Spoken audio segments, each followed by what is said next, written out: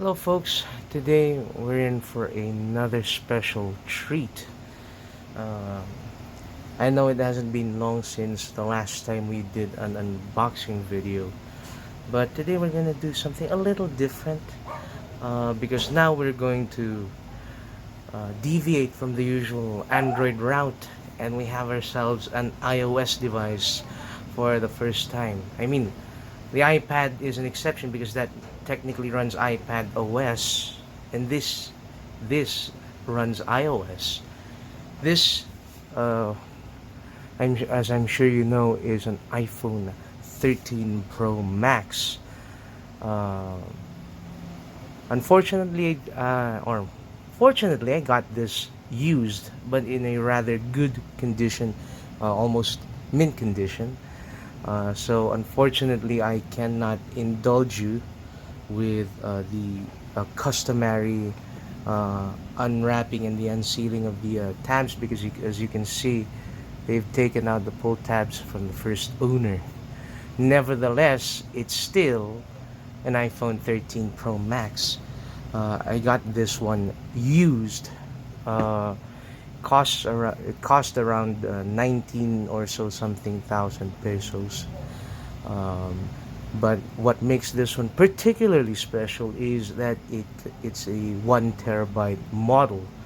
The iPhone 13 Pro Max or the iPhone 13 Pro series was the first iPhone the first iPhone iteration to introduce a 1 terabyte storage option, and it comes in the halo color.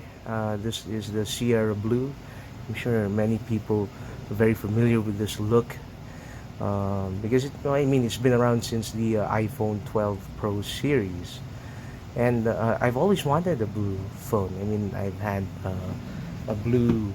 I have a blue Galaxy Note 9. I have a blue Galaxy S9 Plus, and I have a blue LG V60 Plus, and this continues that tradition. So, without further ado, I mean, let's get right into it. Unfortunately, this being an iPhone 13, so it's released after the iPhone 12, it continues the tradition that the iPhone 12 started by excluding the charging brick from the box. Very disappointing, and it makes an otherwise interesting unboxing video a lot shorter. Nevertheless, it's an iPhone box, and it's a dark box to differentiate it from the Pro series from the regular series. I mean, I don't know how much more professional the Pro series gets, apart from the fact that it gets a different build, different materials, a different chipset, and a third telephoto camera. Um, I don't know what to say except, well, let's get right into it. Now, this is the first time it's been unsealed, so the lid does come off easily, and here it is. Oh my goodness. Look at that luster, that back glass. It's got a nice smooth finish. It's a matte glass bag.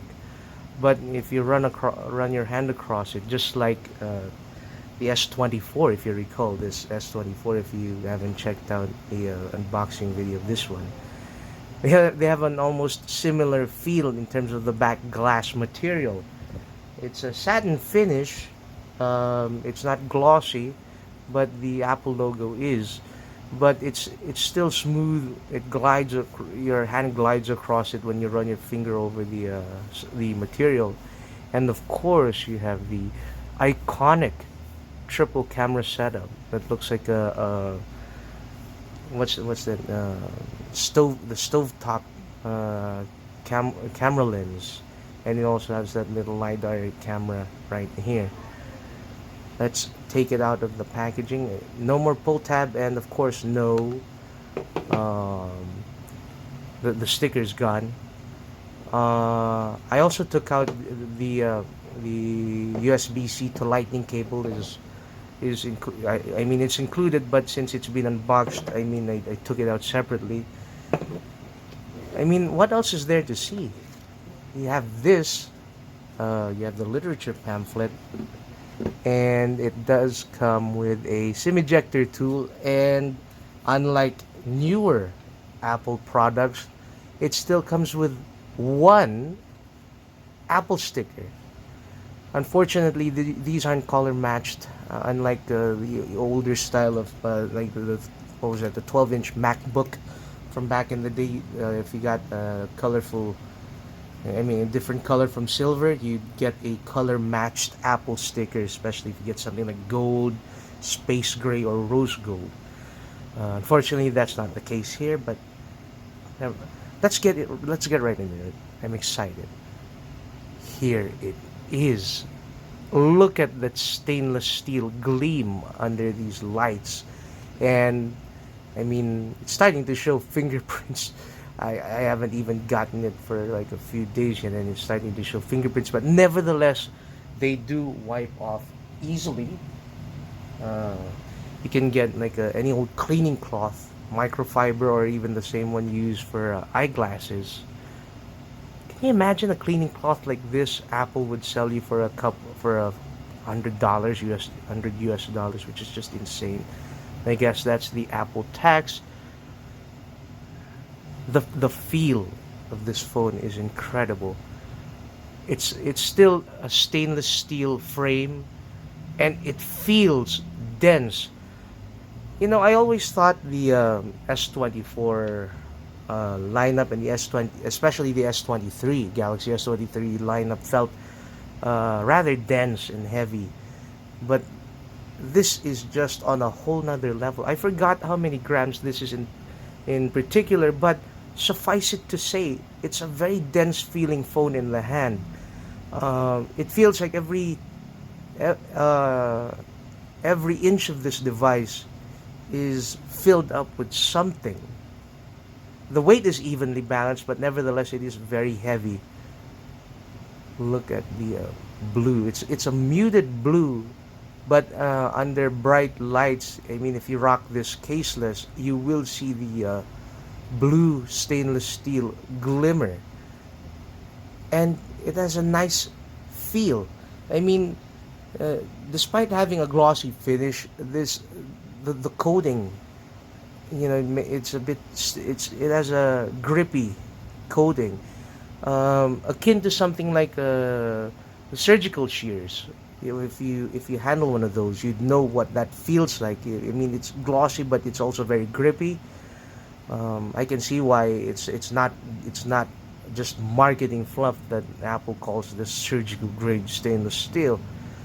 Um, this being a used phone, the owner has installed a glass screen protector, and it looks to be in very good shape. The display and even the screen protector itself is very pristine, free from any bubbles, marks, scratches. Incredible. Lovely, absolutely lovely. Let's go and boot it up.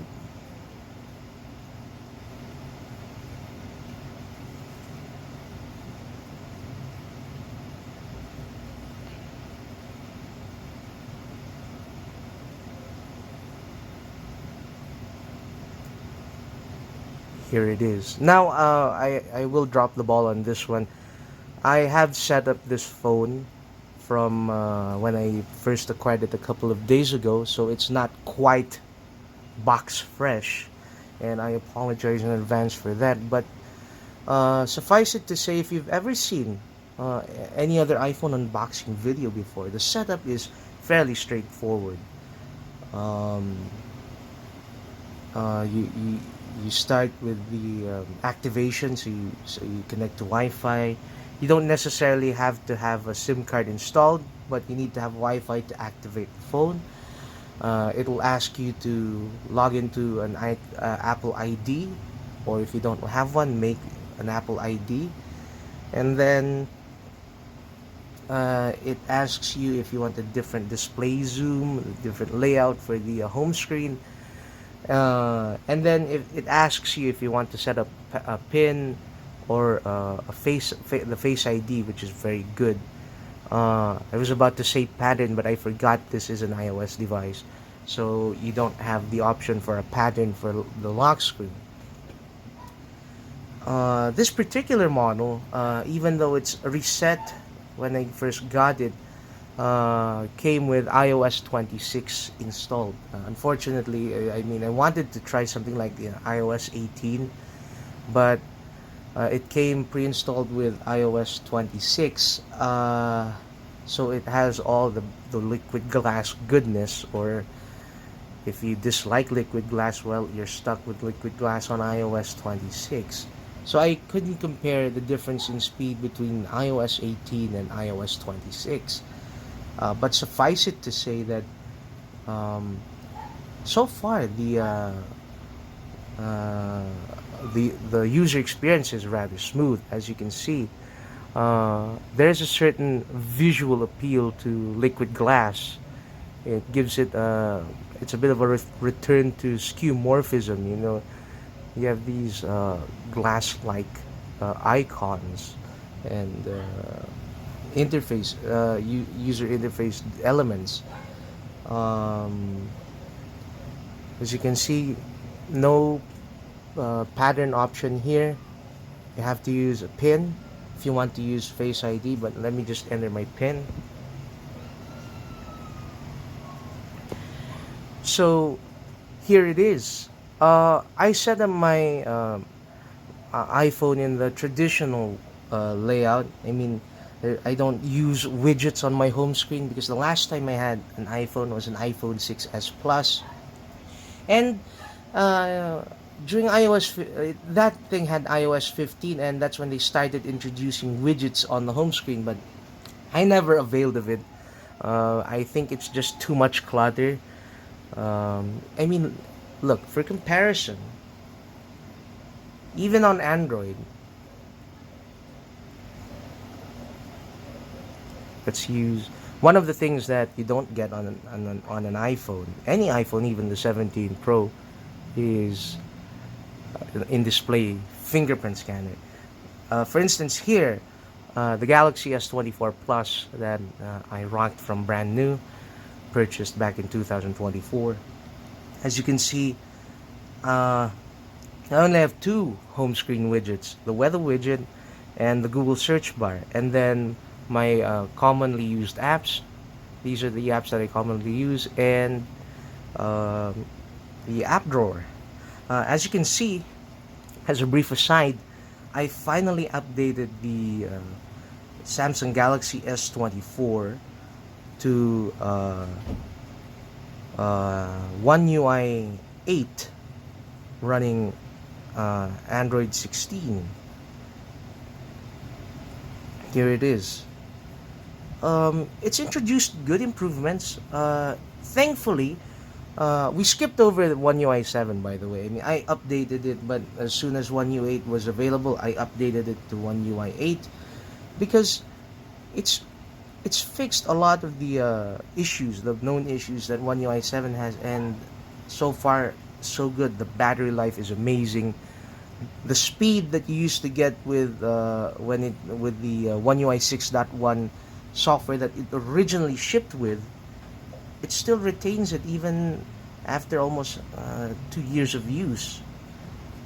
And of course, it has that 120 hertz adaptive refresh rate, and you can run it in quad HD. Now look how similar the regular Galaxy S series phones are to an iPhone. They have that sort of you have rounded edges, a flat display, flat sides, but the camera layout is absolutely different. Samsung goes with the minimalist approach when it comes to their Galaxy S devices. And there it is. So let's return our focus to the main attraction. Specs wise, This comes with 6 gigs of RAM, no matter which model you get, and you get the triple camera setup. I forgot the optical zoom range, but I think it's around 3x for the telephoto, 3x zoom. You it's still triple 12 megapixel camera setup, unlike the 14 that superseded it, which introduced the 48 megapixel wide sensor. This comes with a triple 12 megapixel sensor, and thankfully, the main 12 megapixel wide angle sensor has an aperture of f1.6, which is great for low light photography. Anybody who's used Galaxy S9, which I'm using to record this video with, that has the variable aperture, has two modes. For bright daylight, it can mechanically shrink the aperture down to f2.4, and then in low light situations it can open it up to an f1.5 aperture. So definitely it helps in low light photography. You This is also one of the last phones to get the. Oh no, I stand corrected. The second to the last phone to rock the physical uh, alert slide switch. I forgot what it's called. Alert sliders for OnePlus. The silent ring switch physical thing feels very solid, by the way, and the haptics on this is incredible. Um, the last to rock this was the 14 series, and then they switched to the action button with the 15.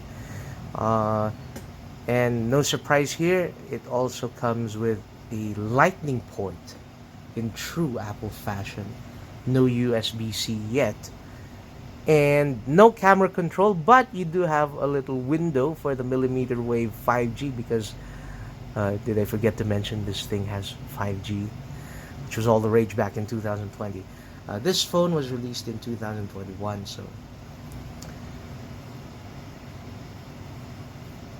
so here's the main home screen.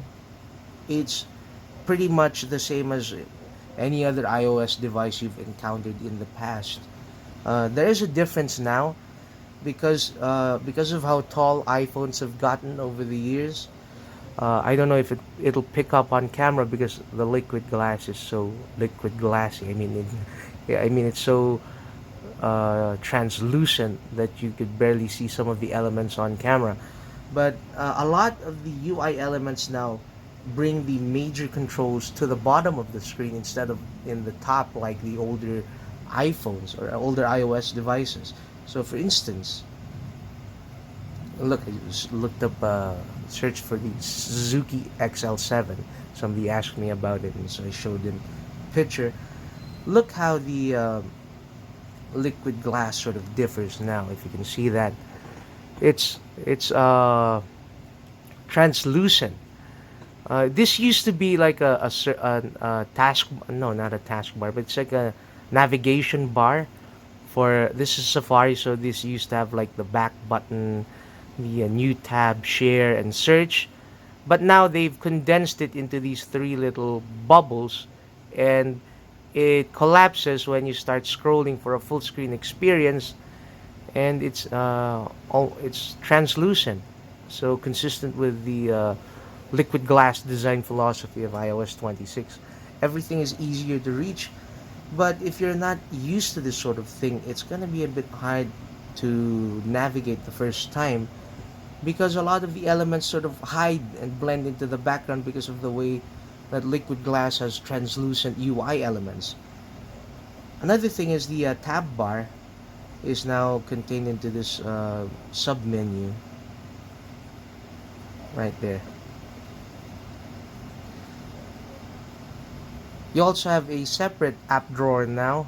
I'm sure anybody who's handled iOS and even iPad OS devices from the iOS 15 onwards know that they've relegated all the apps now into a separate app library, akin to the app drawer on Android.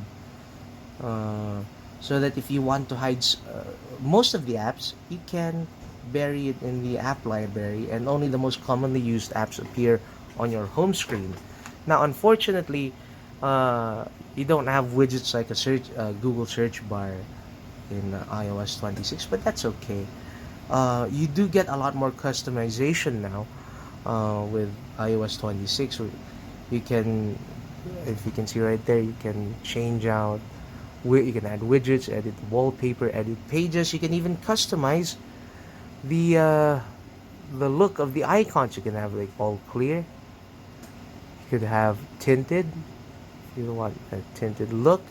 You have different gradients there. You have a dark theme, but I like the default mode. And the best part is, even like third-party apps. I don't know if it's reflected on camera, but if you could see this in person, even third-party apps, their app icons have like a liquid glass tinge to them, and it makes everything pop. They have a skeuomorphic look to them, which is reminiscent of the old days of the iOS 6 devices, which is really, really cool. Now, this really is a philosophy of form over function, but I mean, they're all the better for it. It's something daring, it's something different, and really, that's where iOS devices or iPhones in general differ from the competition. Is it has a certain level of attention to detail that you just don't get with other manufacturers. And iOS 26 on the iPhone 13 Pro Max continues that tradition. Um,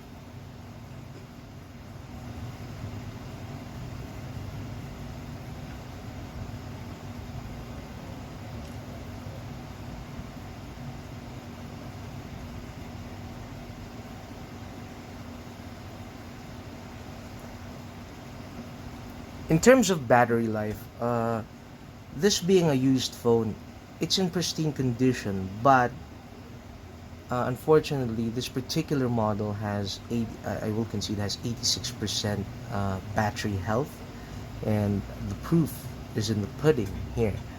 Maximum capacity at 86%. Nevertheless, my usage throughout my first 2 days, using this over mostly cellular connection through 5G on Globe, when I'm out and about taking lots of pictures. I haven't recorded any car content with this yet, but I do. I did test out photos. I've taken photos with this, and uh, they're great. Like for instance, this one. I'm sure you folks have seen this. If you follow me on Instagram, you've seen this photo. It's very nice. It has a lot of detail, and it captures. It has great highlights. It's great dynamic range, and it's a very versatile setup. Uh, a few things that stood out to me, because this is my first time using a modern, quote unquote, modern iPhone from 2019 onwards. Um, I thought this thing had like a super steady mode. If you know super steady mode, it's like that little icon, or in iPhone parlance, the action mode. When you record video, where there's like an icon of like a running man icon on the the camera user interface, where you can enable that, and it uses it uses data from the ultra wide angle sensor to record more stable video. Apparently, it doesn't have that, because that feature was only introduced in the iPhone 14, and even with subsequent software updates, they have not introduced it to the iPhone 13 Pro Max or the 13 series, unfortunately. But it does come with, I mean, it doesn't have action mode, but it makes up for it with a sensor shift optical image stabilization on the main 12 megapixel wide angle sensor. something that they first introduced with the iPhone 12 Pro series, or the 12 Pro Max, if I recall correctly, and it's very good. Unfortunately, I don't have any video that's content worthy for the YouTube channel just yet. For that, you'll have to stay tuned. Um, Another thing is Face ID is great. One of the best face recognition systems in the industry, without doubt. Um, Even against like the very best from Android, like this, for instance, the face recognition on the Galaxy S24 Ultra is very fast. The problem is sometimes it gets confused when I wear glasses or different glasses, and it can't recognize my face right away. So it does get confused with that, and it takes a while, and it's very clunky, especially when you need to get into the phone quickly. Um, the iPhone 13, with or without glasses, or different using different glasses for that matter, it it unlocks, it recognizes my face right away, and it makes for a very nice, seamless experience. This is also one of the first iPhones to come with 120 hertz adaptive refresh rate for the display. Now that is on by default, and it's adaptive, so as Apple claims. So it supposedly it's on uh, all the time, but sometimes it um switches between 60 hertz, 120 hertz, 1 hertz, 40 hertz. So depending on the task, you might not get the full 120 hertz right away, but nevertheless, it's ultra smooth. It doesn't have the sort of like the instant snappiness of the like say the Galaxy S24, where you flick your finger and it moves right away from the top to the bottom. This sort of has a little bounce, a little resistance. So it still retains some of the skeuomorphic touches. But nevertheless, either way, each phone is ultra smooth. And of course, iOS devices have their own particular polish on things. Although I did notice that some of the UI elements or some of the software features are a little buggy. For instance, if I'm playing music, I have to turn down the volume so as not to get flagged by any copyright. Like for instance here, then I switch off the phone. I mean, I have this nice interface, and the music player is front and center with the album art. Although I would have wanted it to have like the uh, the little now bar on One UI 8, or like the little music player, so that other notifications can still show up prominently, sharing space on the lock screen or the notification center. Here on iOS, because this is center billing, whenever a notification pops up, it sort of overlays on top of the music player, and it's just a bit of a janky mess sometimes. Like for instance here, it says no older notifications because I don't have any notifications. But if they did appear, what would happen is the player, this little mini player would slide up to the top, and then the notifications would appear, and the album art is right behind. It's a sort of like wallpaper. It's a bit janky, and sometimes it makes the text on your notifications unreadable to a certain extent. Um, and of course, it's more of a Android user problem, because I'm so used to Android at this point. I miss the navigation bar, or if like in the LG V60 that I have, I use swipe gestures. Uh, I would have liked swipe gesture for the swipe back gesture on the left hand side. Here it's intuitive because you swipe from the right. Sorry, you swipe to the left, you swipe to the right from the left side.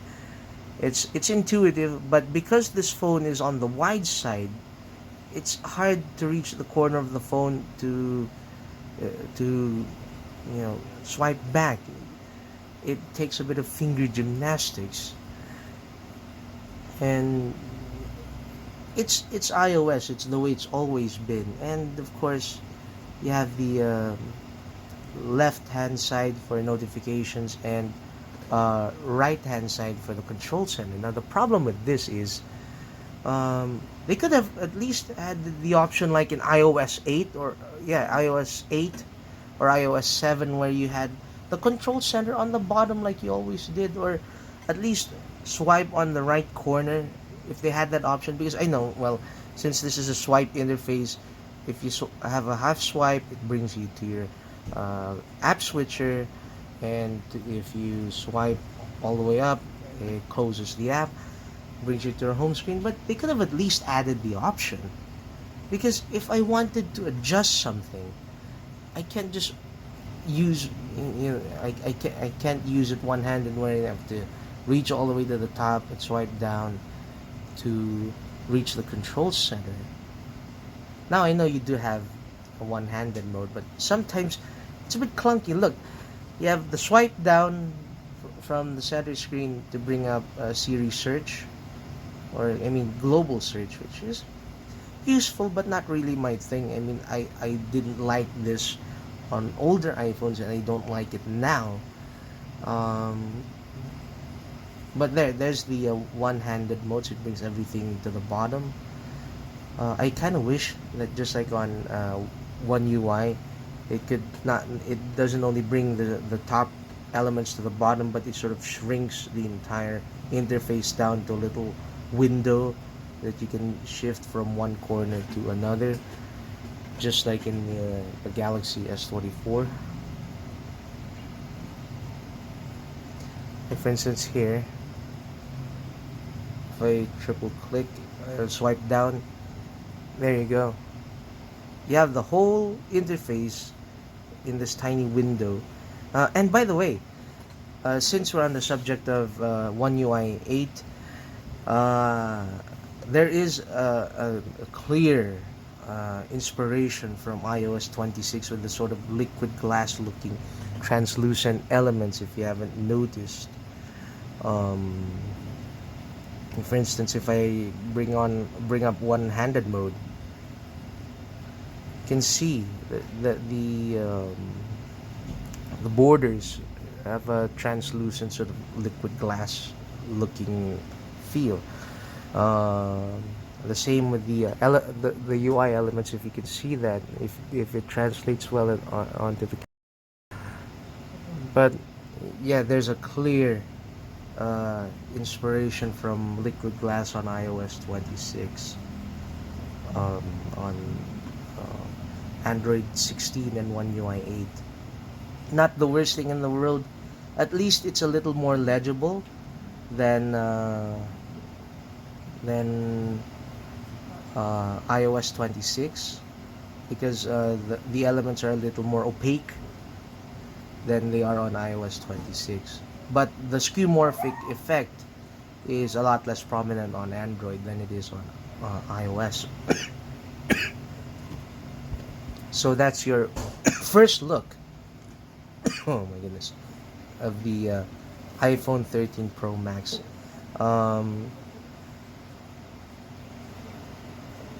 Now, while used items really aren't the best for content, especially since I mean, the majority of people who watch unboxing videos typically want the latest and greatest, especially when it comes to tech.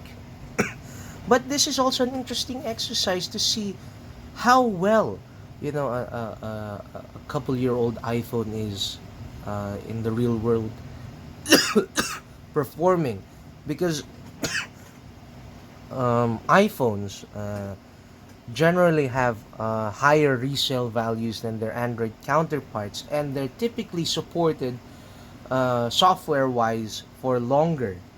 And they have a proven track record with that. Think of phones like the original iPhone SE from 2016, the iPhone 6s Plus, the iPhone 11, and so on.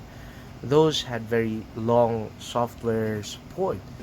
And this in iPhone years, this was released back in 2021, and it's now 2000, we're nearing the end of 2025 into 2026. It's about 4 or 5 years old now, and that's still relatively young for iPhone years. And so far, the performance has been very good.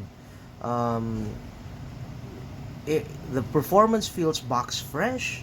Uh, it hasn't crashed yet. I mean, I don't use my phone for gaming anyways, but I do use it for content creation. And in that respect, it performs really well. And it helps that this particular model, which is why I was coaxed into buying a used phone, is that it has a terabyte of storage. And the owner is a family friend. I mean, he takes care of his things really well, even his phone.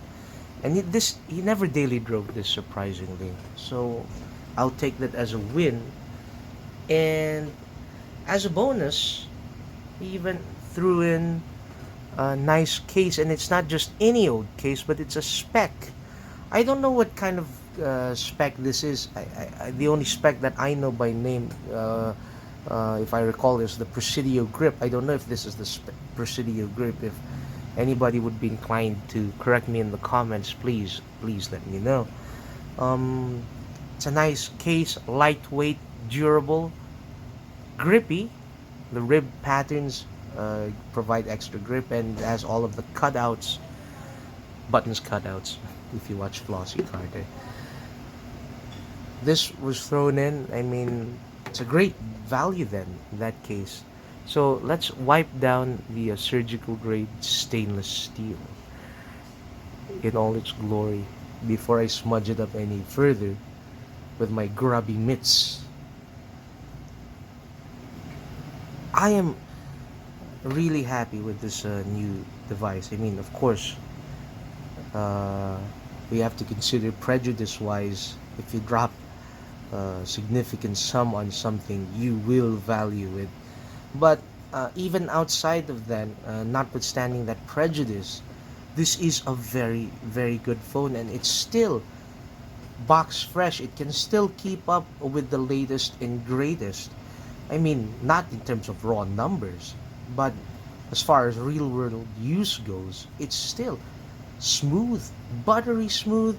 The battery life is incredible, even if the battery health is at 86%. It still lasts a full day. I mean, I use this with cellular data on for most of the day, and I usually um, tuck in for the night at around 12 midnight or 1 in the morning, and there would still be 30% on the tank. And that, to me, is great battery life. Doesn't matter which phone you compare it with. Despite having a paltry sort of 3100 milliamp hours, if I'm not mistaken, correct me if I'm wrong. And the reception is good, signal reception is good, call quality is excellent, and it has not once dropped below LTE. So let's try installing the case. If you like rocking your phone raw every once in a while, I suggest you get a nice microfiber cleaning cloth to preserve the finish.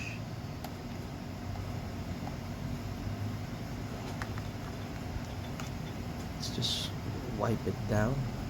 Start with the camera side first.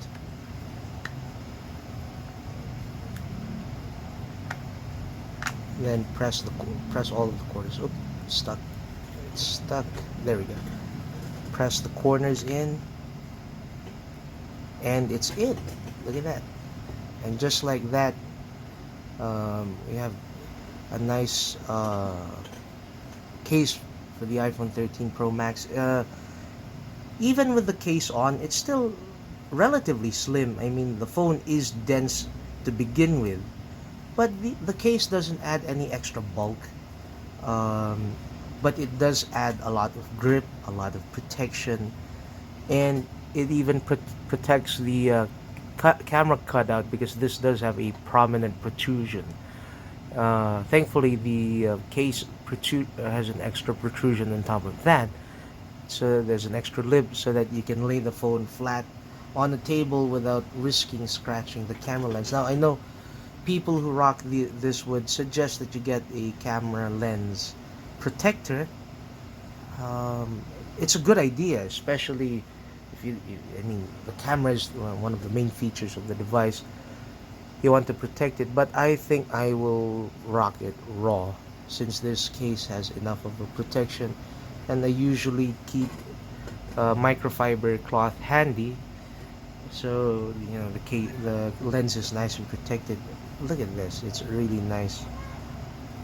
I look forward to enjoying many more years of use with this phone, and I hope you join me on this journey because this certainly isn't the last. Um, and see whether an expensive phone that back in the day would used to cost 1,600 US dollars, or maybe in the Philippines more than 100 grand, to see if it can withstand the test of time, because you spend money on a flagship phone once so that you can use it until it completely breaks down, until it's no longer serviceable, which was probably like in 7 or 10 years time. Until then, you want the quality, you want the fast updates, the fluid experience, the fast shutter speed, the fast processing. Even if it is a couple years old, it's still a nice cream puff. And we'll see how it fares in comparison with the Android phone. Now, I know it's not a fair fight because the S24 is still fairly new. It came out in 2024, but this Samsung guaranteed that, well, I don't know if it meets the legal signification of a guarantee or a warranty. Technically, the term is warrant. They warrant that the phone will receive 7 generations of OS updates and security updates. We'll see how that holds up in comparison with with Apple's iPhone 13 Pro Max from 2021. It's an incredible phone. Um, so here we are. I hope you subscribe and stay tuned, because a lot of the future content on the channel will probably be shot on this phone because of its amazing camera capabilities. We'll put that to the test and I'll update you, and you will see for yourself the result when I release a new video. Um, Thank you for sticking around till the end. Um, as of the time of this filming, it's only a few days before Christmas, and I hope everyone has a happy Christmas. Um, or if you don't celebrate Christmas, you enjoy the holidays, you enjoy it with friends, loved ones, comrades, acquaintances, and the like. I hope you take care, and until the next time, I will see you then. Thanks so much.